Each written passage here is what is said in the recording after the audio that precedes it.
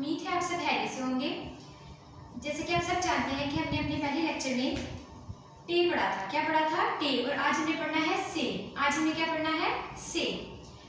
जैसे कि आप सब जानते हैं हर चीज़ का नाम, शक्ल और आवाज़ होती है। बिल्कुल इसी तरह हरूफ तहज्जी के तमाम हरूफ के नाम, आवाज़ें और अशकाल होती हैं।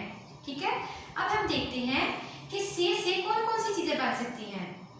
सेसा समर, सेसा समन, सेसा साबर। तीन चीजें बन गई।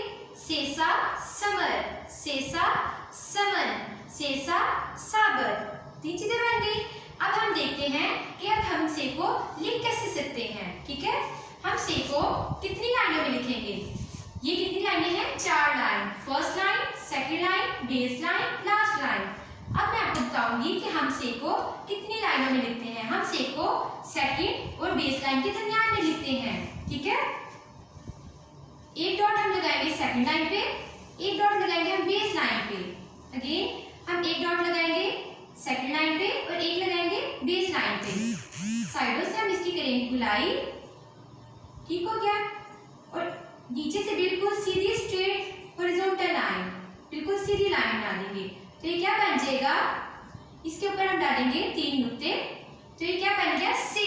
क्या बन गया?